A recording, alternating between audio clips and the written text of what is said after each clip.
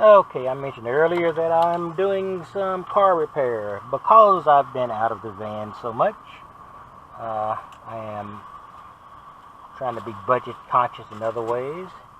Being out of the van costs money. I think so. So I was going to pay full cost or full price for several repairs, though I'm well within my capability of doing it. I think I said before I am not really a very good mechanic, but I have done, a couple of timing belts, removed the head.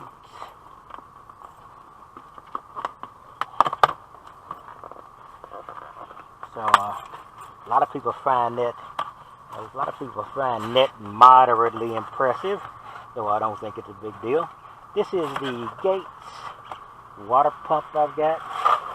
So let me put this out back into the side. It also has, it has the gasket as well. So let me put this back over here. And what I've got here.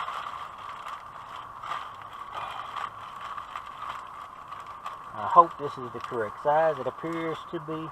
It's a Gates serpentine belt. I'm going to replace the serpentine belt on this as well. I might as well. I'm going to have the water pump off. I might as well change the serpentine belt, the fan clutch, etc. Because it's not going to take any extra effort once I get it off. It'd be ridiculous to have to go back and do that later. And this is the gasket maker. Actually, this is the red RTV sealant, and I'm going to use that somewhat on the gasket I put on the water pump in order to prevent leaks. The blue stuff is not what you would use. You would use the red stuff. It's high temperature. It's basically, you can make a gasket out of this, but you can also use it to assist your gasket. So that's what I've got. I've got a couple of more things coming in, torque wrench, etc. So I'm not going to be doing that until this weekend at the earliest. So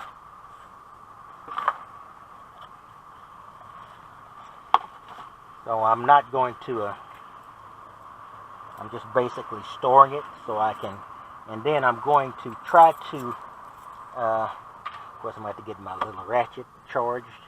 I don't think I'm going to need to charge the impact wrench because this would be a very tight, and the impact wrench won't work real good, but the power ratchet should do relatively well, and I have, of course, regular sockets around here.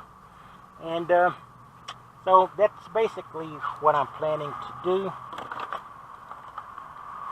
This is not my preference, but I planned to pay full price for this, and but I'm spending more on lodging than I planned to because of the heat, and I just did find out that the tracking finally came through on my Zero Breeze.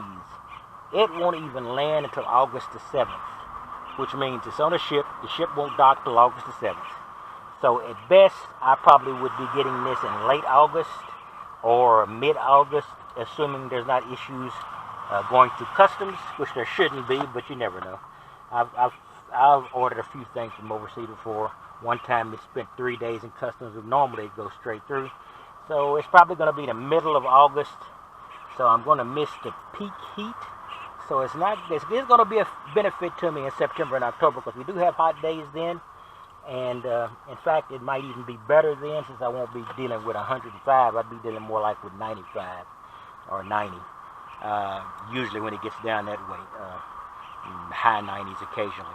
All right, that's basically my plan now. I still got a few more pieces I'm going to get the next couple of days. I got a fan clutch. I've got a torque wrench, and one or two more things. Oh, I've got a cable attachment. I'm putting a kill switch on my battery, between my battery and my 12-volt system.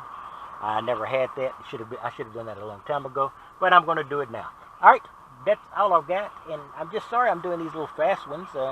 I'm gonna be doing a couple of product reviews. You know, I like multi-tools and things like that, and tools in general. I'll be doing reviews on some of these tools as I use them. So you'll be seeing that to fill in while I am basically barely in my van because of this ridiculous heat. Okay, I will talk to you later.